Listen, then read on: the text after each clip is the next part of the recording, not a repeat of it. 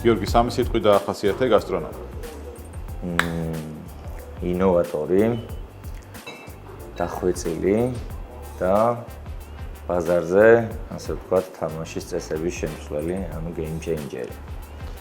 უმაღლესი ხარისხი თუ მასშტაბი? უმაღლესი ხარისხი.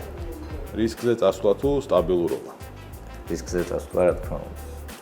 თქვენი ყველაზე დიდი გასტრონომული აღმოჩენა? ასე ვიტყოდი, რომ თითოეული პროდუქტი, რომელიც ჩვენთან იყიდება, გასტრონომიულია და ძალიან დიდი ხნის ძებნის და კვლევის შემდეგ არის აღმოჩენილი, ასე რომ ვერ გამოარჩევ ერთს ესე. ვერა, იმიტომ რომ თითოეულს ძალიან თავისი ავთენტური მაგარი ისტორია აქვს. რას დათმობ უფრო მარტივად, პურს თუ ყველს? პურს. მომხმარებელი, რომელიც ფასზე წუწუნებს თუ მომხმარებელი, რომელიც ხარისხზე წუწუნებს? მომხმარებელი, რომელიც ხარისხზე წუწუნებს. ბიზნესი მხოლოდ ციფრებია თუ ემოცია? მხოლოდ ემოცია. მთავარი ინგრედიენტი წარმატებისთვის?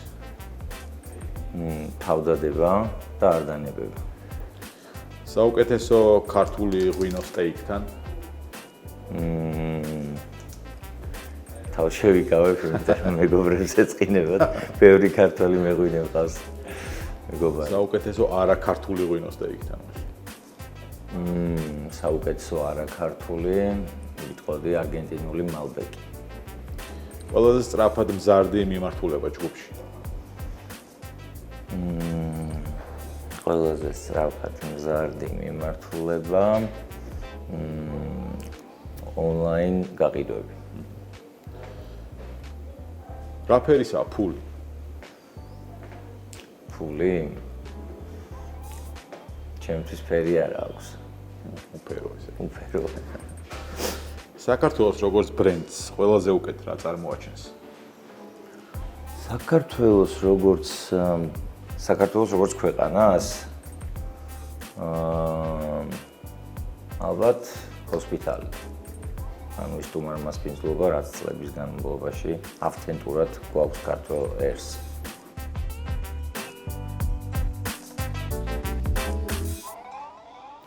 გიორგი, შორს არ წახვედი აქვე ალბაშიძეზე, გასტრონომმა ერთი გამორჩეული სივრცე კიდე შექმნა. მოვუყვეთ მაყურებელს, სად ვართ ჩვენ და მოგეთ რატომ გადაწყვეტე აი ამ მიმართულების ათვისება? ძალიან დიდი ხანი ოცნება მქონდა, რომ ცალკე ყოფილიყო სპეციალიზირებული ალკოჰოლის მაღაზია, სადაც იქნებოდა საუკეთესო სელექცია მთელი მსოფლიოდან. შესაბამისად მოგეხსენებათ, რომ ის 7 ფილიალი გასტრონომში რაც გვაქვს, იქ ფიზიკურად არ იყო ისეთი ადგილი, რომ აბსოლუტურად ყველა ქვეყანა, ყველა რეგიონი კარგად წარმოგვედგინა. შესაბამისად ამ მაღაზიის შექმნის მიზანი ზუსტად ეს იყო, რომ სოფლიოს ყველა წერტილიდან იქნებოდა ეს ქრიალა, სპირტიანი სასმელები, ღვინო თუ სხვა დელიკატესები და აქსესუარები, რაც სასმელების მაღაზიას უხდება, ერთ სივრცეში მოგვექცია. შესაბამისად, ეს არის უნიკალური კონცეპტუალური სივრცე, სადაც 200 კვადრატში განთავსებულია მხოლოდ სასმელების საუკეთესო სელექცია და ამ სასმელებთან დაკავშირებული პროდუქტები და სხვადასხვა ინგრედიენტები, რაც უხდება სასმელს. ეს სელექცია რთული პროცესია? შეიძლება ერთ შეხედვით სასმელების სელექცია უფრო რთული პროცესი შეიძლება იყოს? სასმელების სელექცია ძალიან რთული არის, იმიტომ რომ მოგეხსენება ყოველ წელს გარანტია არ გაქვს, რომ ესა თუ ის ღვინო იქნება სტაბილური. შესაბამისად, პირველ რიგში მოსაძებნი არის ზუსტად ისეთი შატოები მსოფლიოს სხვადასხვა წერტილში, რომელიც გამოირჩევიან სტაბილურობით, მაღალი ხარისხით, რათა ჩვენ, რადგან გასტრონომი პასუხისგებლები ვართ მომხმარებელთა, რომ მათ არ გაუწრუოთ იმედი არასტაბილური ხარისხით. შეიძლება ორი ტიპის მომხმარებელი შემოვიდეს აქ. ერთი, ვინც გაცნობიერებულია, იცის რისთვის მოდის და დახვდება აქ პირობითად თქვა ზელანდიური ღვინო, მაგრამ მეორე მომხმარებელს უნდა რომ გაიგოს რა პროდუქტი აქ წარმოდგენილი. ამ ნაწილში, თანამშრომლების ნაწილში, ამ შემიძლია მოვიკითხო რა ღვინოებია და კომპეტენტური პასუხი მივიღო. კი, რა თქმა უნდა, 6 წლის განმავლობაში გასტრონომში აღმოაჩინეთ ძალიან ბევრი აღმოჩენა ადამიანი, რომლებიც არიან ძალიან პროფესიონალები, როგორც სერვისში, ისე მომსახურებაში და ასე შემდეგ და შესაბამისად ზუსტად ამ ადამიანებზე შეჩერდა არჩევანი ამ 7 ფილიალიდან ჩვენ საუკეთესო ადამიანები გადმოვიყვანეთ მეორე ფილიალში, რომლებიც არიან სუპერ დატრენინგებულები ამა თუ იმ ღვინოზე, სპირტიან სასმელზე თუ ნებისმიერ სხვა პროდუქცია, რაც ამ სივრცეში იყიდება, შესაბამისად მე გაძლევთ გარანტიას, რომ ნებისმიერ პროდუქცია მიიღებთ ამ მომწურავ ინფორმაციას. ბევრ პროდუქტს მათ შორის ყიდის ისტორია, რომელიც ამ პროდუქტს აქვს და ამ ისტორიასაც თუ დაგაინტერესებთ, მოგიყვებიან აქ. კი, რა თქმა უნდა, ზუსტად საფასო კატეგორიას მე რაც გადავხედე, რაღაცა 29 ლარიდან დაახლოებით, ნუ ახლა წევითაც შეუძლიათ 30,000-მდეც ასეთ ეგეთსაც. პირველ რიგში გვინდოდა რომ სტერეოტიპი დაგვემსხვრია, რომ გასტრონომი არის ძვირიანი. გასტრონომი არ არის ძვირიანი.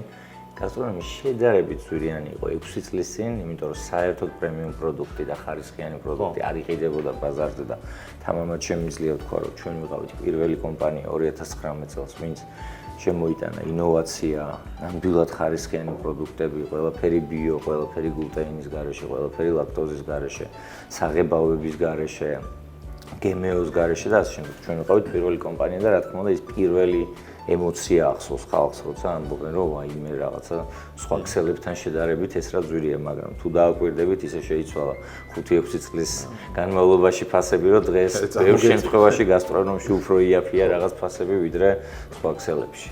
წამოგეწიათ რაღაც ფასები. კი.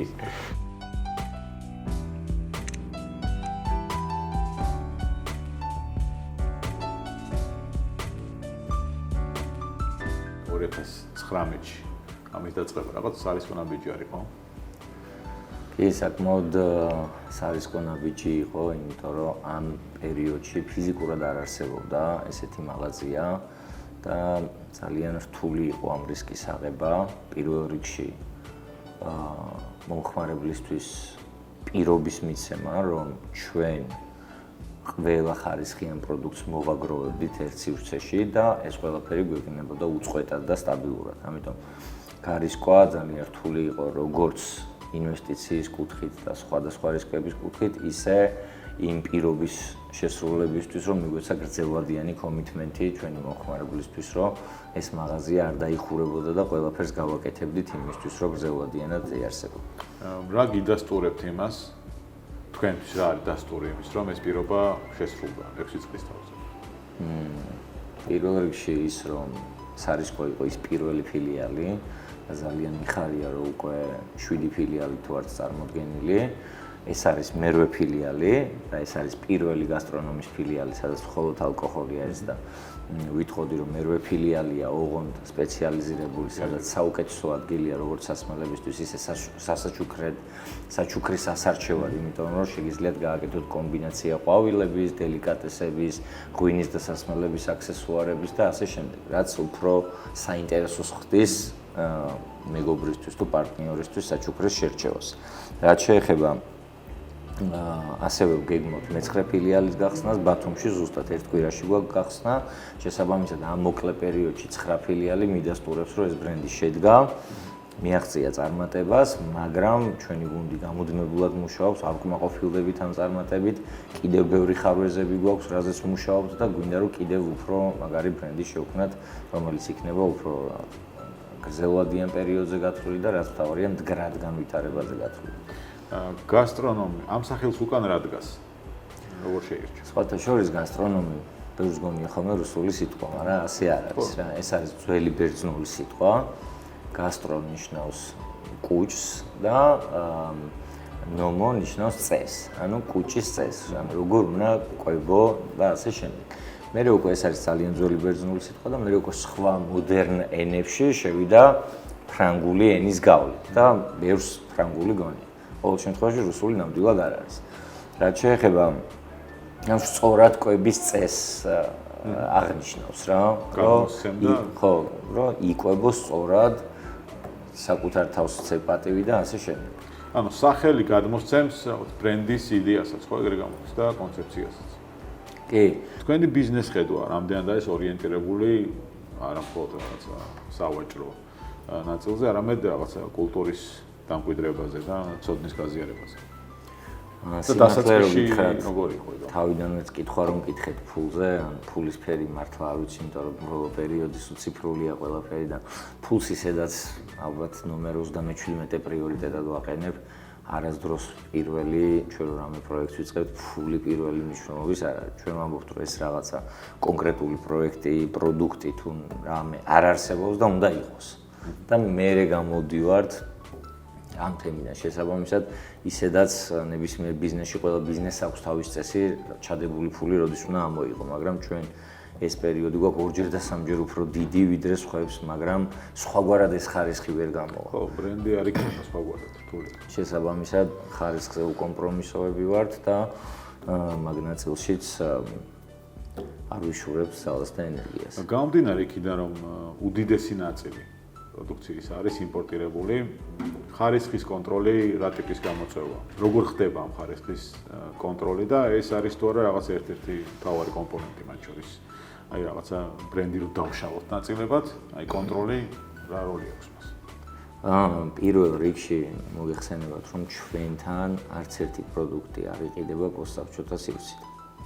იმიტომ კი არა, რომ იქ ცუდი ხარისხია, უბრალოდ ჩვენ ყველაზე მეტად ვენდობით ევროპულ და ამერიკულ პროდუქტებს, იმიტომ რომ შეიძლება მილიონში ერთი кейსი იყოს, როდესაც პროდუქციას ან უბიქონდეს ან დაზიანება რაღაცა და ეს ხდება, როცა სხვა ქვეყნებში ეს უფრო ხშირი არის. შესაბამისად, ევროპიდან და ამერიკიდან გაუყინავი პროდუქტების ტარება, თვითმფრინავით ან სატვირთო ავტომობილებით, ხო? უკვე გარანტია ხარისხის, ან პირველი გარანტია უკვე გავლილია, იმიტომ რომ თან მიკრობიოლოგიურ დონეზე ხდება ყველა პარტიის წარმოება, ანუ სანამ ჩამოვა ეს უკვე გავლილია. ამის გარდა ჩვენი 9 კაციანი გუნდი 5 კონტინენტს ევაჭრება, რომ მსოფლიოს სხვადასხვა წერტილიდან. ვთქვათ, ახალი ზელანდიიდან ღვინო და თაფლი, პირობითად ავსტრალიიდან რაღაცა კონკრეტული ხორცპროდუქტები, ამერიკიდან ესეო 5 კონტინენტს ევაჭრება ჩვენი გუნდი და ამოწმებს ჩვენი ბრენდ მენეჯერები და ხარისხის კონტროლი, მათ სერტიფიკატებს, ისტორიას, რა იმიჯი აქვს ამ ბრენდებს, ასე შემდეგ. შესაბამისად, სანამ პროდუქტი ჩვენ დახსე მოხდება, გასტრონომის მომხმარებელი დაზღვეულია, რომ ეს ამ 9 ადამიანმა პლუს ხარისხის დეპარტამენტმა ძალიან დეტალურად შეისწავლა, მოიკვლია, გადაამოწმა, მოითხოვა სერტიფიკატი და ისე მოხდა დახსნა. შესაბამისად, ვინც შემოდის გასტრონომში, შეუძლია, რომ უბრალოდ აღარ შეამოწმოს უკან, შეიცავს თუ არა რაღაც გემოს, აღებავს, ან საშიში თუ არის თუ არა ორგანიზმისთვის, იმიტომ რომ ეს ფილტრი უკვე გავლილი აქვს. ხო, ადამიანური ფაქტორი, ადამიანების ჩართულობა მაგ პროცესში ძალიან მნიშვნელოვანია, სხვათა შორის იაპონიაში არის ერთი აეროპორტი, რომელსაც 30 წელია ბარგი არ დაუკარგავს, არც ერთი და მთავარი საიდუმლო არის, რომ 2-3 ადამიანი აკონტროლებს ბარგის ერთს თუ გაეპარა, მეორე ან მესამე აღმოაჩენს. მოკლედ, ადამიანური კონტროლს მაინც ვერ ცვლის რაღაც ნაწილში. აბსოლუტურად ერთად. ტექნოლოგიები, ასე რომ ეგ მნიშვნელოვანია. მომხმარებელი ვახსენეთ, რომელსაც შეუძლია რომ ენდოს თავიდან ბოლომდე თქვენ როგორ იღებთ, ასე ვთქვათ, მომხმარებელს უკავშირს და ეგ რაში გეხმარებათ? აი განვითარების ამ პროცესში რა როლი ჰქონდა მომხმარებელს?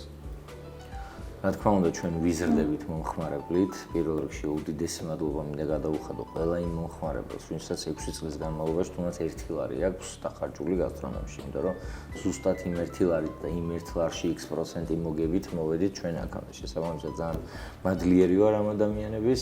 რაც შეეხება ფიდბექს, რა თქმა უნდა, რომ ვისმენთ და ერთადერთი რაზეც ყველას თქვენი სტუდიითაც ვისარგებლებ და გადაცემით და ბოდიშს მოვხდი მომხმარებელს არის ხოლმე რომ წვეტები. ანუ ეს არის გასტრონომის ერთადერთი პრობლემა და ამაზე ხმამაღლა ვსაუბრობ, იმიტომ რომ ძალიან რთული არის 5 კონტინენტიდან, როცა ჩვენ ვართ 97%-ის იმპორტიორები, ძალიან რთული არის ამ ლოჯისტიკური ხაზის კონტროლი და ყველაფრის თუმცა ბევრი პროდუქტი დაბალვადიანია, ზოგი საჰაერო, ზოგი ტრაილერი, ნუ ეს არის სტილ ჩვენი ყველაზე დიდი გამოწვევა. სხვა ესეთი გამოწვევა ჩვენ ჰოლდინგში არ გვაქვს და აი ამ წვეტებს ვერ ვუძვით და გვინდა რომ 2026-დან დავდოთ ესეთი მყარი პრომისი მომხმარებელთან, რომ რაღაცა 95%-იანი სიზუსტით უზრუნველყოფ თუ წვეტობას მათთვის. 5% არ აუშვეს. ხო, 5%-ს ვერ გავექცევ. ვერ გავექცევ. ფასების ნაწილიც მინდა გითხოთ, როგორ უხსნით მოხმარებელს, რომ ეს არის სამართლიანი ფასი, რითი ასაბუთებთ, ასე ვთქვათ. შეიძლება პრემიუმ ნაწილში ხშირად კრიტიკის საგანი იყოს ღირებულება პროდუქტებისა. ამიტომ თქვენი, ასე ვთქვათ, ახსნა რა არის ამ ნაწილში? ამაზე მარტივი პასუხი, არის და ძალიან მიხარია, რომ საქართველოში გამოიკვეთა საკმაოდ დიდი ჯგუფი და დიდი წრეიმ ადამიანების, ვისაც ახსნა არ ჭირდება.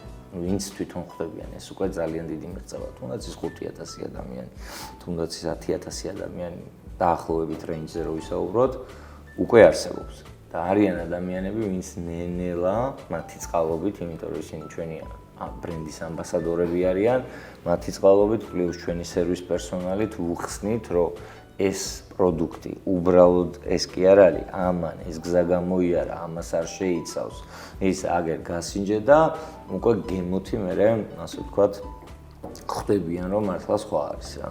ქართული ბრენდების რაღაც ინტეგრირებას ცდილობთ თუ არა აი ამ პრემიუმ სეგმენტში და შეიძლება ბევრი არ არის ესეთი ქართული ბრენდი, მაგრამ წლების განმავლობაში გამოჩნდა ვინმე, ვინც ინტეგრირდა გასტრონომიაში.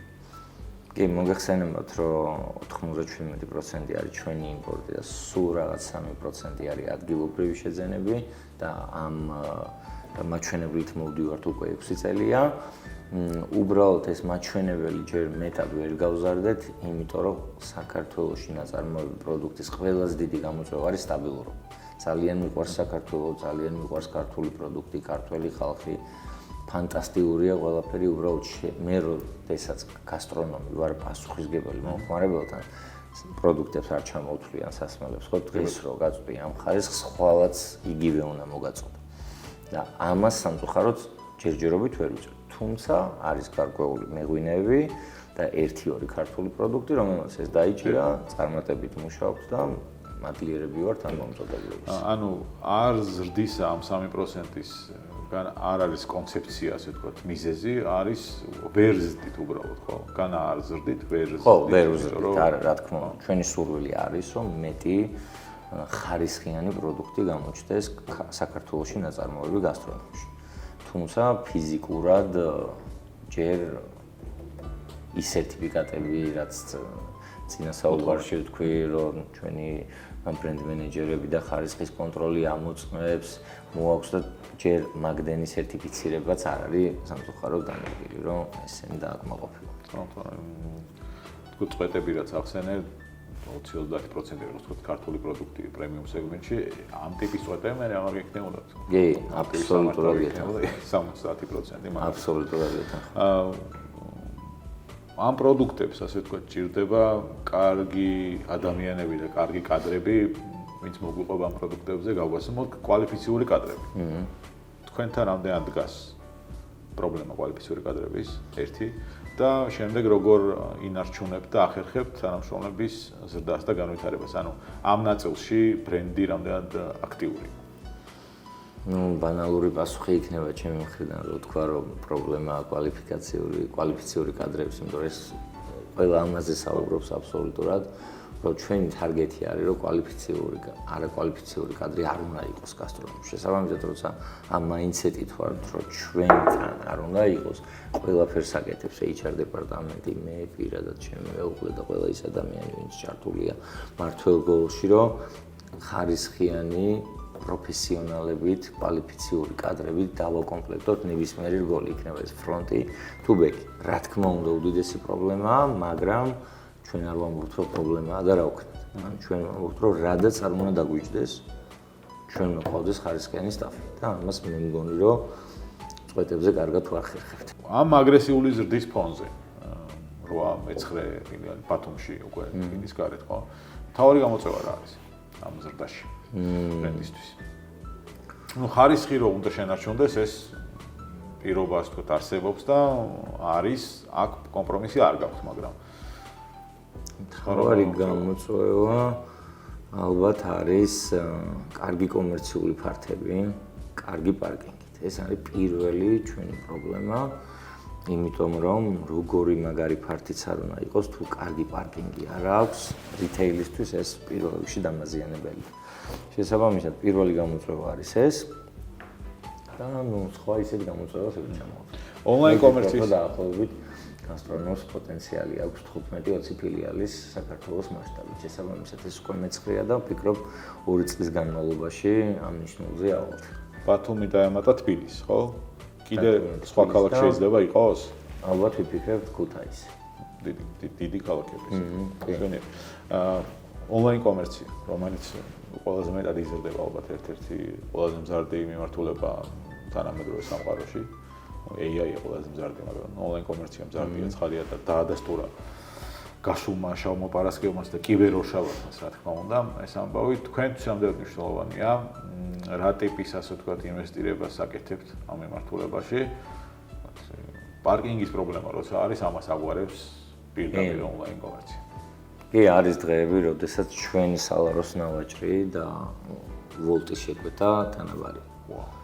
ანუ არის ასეთი დღეებიც ჩვენი ექსკლუზიური პარტნიორი არის ვოლტი, რომლებიცაც ძალიან გვაყოფილები ვართ, მადლიერები ვართ. შესაბამისად 5 წელი ექსკლუზიურად მუშაობთ ბაზარზე და ერთად ვიზრდებით და ვითარდებით და წელი არ გავა, რომ მინიმუმ 25%-იანი ზრდა არ გქონდეს ერთობლივად როგორც ნავაჭრში, ისე მომგებიანობის კუთხით. ხო, ანუ მომავალი რაღაც კუთხით მართლაც მიდის. შეიძლება გადაასწროს ცოტა ხანში. კი, რაღაც პერიოდში გადაასწროთ ჩემს. 25% ძალიან მაღალი მაჩვენებელია. სარესტორნო მიმართულება როგორ ვითარდება ჯგუფში? ყველაზე მტკივნეული. რაც შეეხება რესტორნების თემას, ნუ ერთ-ერთი ფილიალი ამ რესტორნის ფილიალი, ასე ვთქვათ, თუ რესტორანი, რომელიც გავაკეთეთ, იყო, რომ ამ განვითარებაში უკვე მეოთხე ფილიალს რო ხსნით გასტრონომის ვაჟაზე. ჩემი ოცნება იყო, რომ სტეიქ-ჰაუსი ყოფილიყო, იმიტომ რომ რაღაც ქართველებს ძალიან თევზი არ გვიყვარს, უფრო ხორცის მოყვარულები ვართ და ვამბობდი, რომ 21 საუკუნეში როგორ არ შეიძლება არსებობდეს სტეიქ-ჰაუსი, სადაც იქნება პროფესიონალური დანა, თეიფში, ფრეშ, გაუყინავი ხორცი ვერ ვიჯერებ. და ვთქვი, რომ მოდი მაღაზიას მოვაკლებ ფარც თქო, მაღაზია დავაპატარავე და იქ გავაკეთე და ბოლო-ბოლო თუ არ იმუშავებს თქო, მაღაზიას ისევ გავადიდებ თქო და ასე შევედით, ასე ვთქვათ, სარესტორნე ბიზნესში და სტეიქ-ჰაუსი ვფიქრობ, რომ ერთ-ერთი ნომერ პირველი და წარმატებული ობიექტი არის საქართველოს ბაზარზე. ეხმარება ბრენდს, ასე ვთქვათ, სტეიქ-ჰაუსის მათ შორის განვითარებაში, ანუ ამ ბრენდის კონცეფცია. ძალიან ეხმარება, იმიტომ რომ ამ 4 წლის განმავლობაში ძალიან ბევრი საინტერესო შეხვედრა და ვახშამი მომხდარა არაერთი წრიდან და ძალიან ბევრი მაგარი საქმე მანდ გადაწყდა და ძალიან ბევრი ადამიანი ვინც ნატრულობდა რომ ეჭამა ხორცი მან ჭამა და ან ყველა სფეროს ადამიანებისთვის ეს არის შეხვედრის ადგილი, სადაც იმედი არ გაუცრულდებათ არც ხარისხის კუთხით, არც სერვისის კუთხით, შესაბამისად ვფიქრობ, რომ ჩვენ ჯგუფში ერთ-ერთი წარმატებული პროექტია, რამაც გასტრონომის იმიჯის ასევე ძალიან აწია რა. ხო, ორივე ასე ვთქვათ, ერთმანეთს win-win არის, აბსოლუტურად გეტყვით. იმიტომ რომ არიან ადამიანები ჩვენთან, ვინც სტეიქს ყიდულობენ, თვითონ წვავენ და იციან, და არიან ადამიანები, ვინც საკმაოდ დიდი თანხა გადაიხადა და წაიღო სახლში, ვერ შეწვა, გააფუჭა და სტეიკის გაყიდვები უკან წავიდა ჩვენთან. მაგრამ როგორც კი გავხსენით სტეიქ-ჰაუსი, უკვე ისევ წავიდა წინ, იმიტომ რომ ის ადამიანები, ვისაც უყვართ თავისი აქსესუარებით და თავის დაჩაზე შეწვა სტილ ჩვენი მომხმარებლები არიან და ის ადამიანები, ვისაც ურჩევნია რომ უკვე მზამიერთვას, ისინი უკვე სტეიქ-ჰაუსის მომხმარებლები არიან. და ბოლოს შეჯამებისთვის გასტრონომ ჯგუფმა როგორ ფიქრობ რა გავლენა მოახდინა აი ამ ინდუსტრიაზე საქართველოში და სად ხედავ საერთოდ პრემიუმ მიმართულებას პირობითად 2030 წლისთვის? სიმართლე რომ გითხრა, როცა ჩვენ შიგნით ვარ ამ საქმეში და უშუალოდ ჩვენ ვაკეთებთ და ვქმნით ამ ბრენდს, ესე დიდად ასე ეგოს ნაწილი არ გვაქვს რა ჩართული, ანუ ვაკეთებთ თავდახრილი და არ უყურებთ, რომ აი ცოტა გავიარეთ, აბა მოვიხედეთ რა გავაკეთეთ, ამას არ უყურებთ რა, მაგრამ მე შემიძლია გაგიზიაროთ მომხმარებლის ფიდბექები, სადაც კი ვახსენებ, რომ გასტრონომის დამფუძნებელი ვარ, ყველა მაგას ამბობს, რომ სად ვიყავით და რა შეცვალა გასტრონომი, ანუ game changer-ია ნამდვილად ბაზარზე, ანუ კულტურა ჩამოაყალიბა, სწორად კვების, ცოტა რომ იკვებო, ხარისხიანი და პეარინგები, რაც შეუხამო, ანუ კულტურა გაზარდა ჭამის და ჯერეს მხოლოდ დასაწყისად, ჭამის და სმის. იმიტომ რომ ჩვენ ერთ-ერთი პირველები ვიყავით ასევე ვინც უცხოური ღვინოების ძალიან მრავალფეროვანი სელექცია შემოიტანა. იყო რაღაც ერთი მაღაზია, მაგრამ ხმა მაღალი განაცხადი და დიდი ასორტიმენტი იქნებოდა ეს ხარისხიანი პროდუქტების, დელიკატესების კუთხით თუ სასმელების კუთხით, გასტრონომი იყო პირველი ბრენდი, ვინც ეს ყველაფერი გააკეთა და დაახლოებით 500-მდე პროდუქტი საერთოდ პირველმა გააცნობა მას. თუნდაც პირობითად ფუაგრა და ბევრი ასეთი დელიკატესი, ხამონი და ასე შემდეგ, საერთოდ პირველებმა ჩვენ შემოვიტანეთ. ისე მაგალითად დღეს ვინმე სამ სეგმენტში შემოსვლა რომ მოუნდეს, ყავს ასე ვთქვათ ბრენდი, რომელსაც უნდა გაეჭიბროს და შეიძლება ამ ნაწილში უფრო მარტივი იყოს, ან რაღაც ბრენდს ეს გზა გავლილი აქვს და თქვენთვის შეიძლება უფრო რთული ყოფილიყო. ვერავის ვერ ეძრებოდით, ხო? იდეაში თქვენ ამკვიდრებდით თამაშ წესებს, რომელსაც ასევე თქვენვე უნდა გაყოლოდით. დღეს პირიქით არის ვაფუძნე პრემიუმ მიმართულებას და აი გასტრონომია არის ჩემი კონკურენტი და მოდი ვიქნები აი ამ თამაშს ალწევზებით, ხო? პიონერობა რთულია რა. ძალიან რთული არის და იმდენად რთულია, რომ ეთყობა კიდევაც რომ რეალურად იყო რამოდენიმე მცდელობები სხვადასხვა ადამიანებისგან თუ ქსელებისგან, მაგრამ ძალიან რთული. იყო, მაგრამ წარუმატებლად დამთავრდა და 6 წელი რეალურად შეგვიძლია ვთქვათ, რომ ესეთი ცალსახა კონკურენტი არ ყავს ჩვენ. რაღაცა კვეთები გვაქვს რამოდენიმე ქსელთან მაღალი ხარისხის პროდუქციაში, მაგრამ პირდაპირ კონკურენტი დაწყებული დიზაინით, კონცეფციით, სერვისით, ასორტიმენტით, თუნდაც მარკეტინგით როგორ საუბრობთ და რა არის ბრენდ-ვაიზ, ანუ გასტრონომი ძალიან ძლიერი ბრენდი არის და ადვილად დაკოპირება ამის შეუძლებელი. გიორგი, მადლობა ბრენდის ხმაში სტუმრობისთვის, გასტრონომის წარმატებები. ზრდას გისურვებთ, რომელიც ისედაც არის და ბევრი ქალაქის მოცავს, მათ შორის ალბათ ქუთაისელებიც გასტრონომს და ბათუმში ერთ კვირაში იხსნება უკვე. მინიმუმ დეკემბრის შუა რიცხვებამდე ბათუმში. დიდი მადლობა.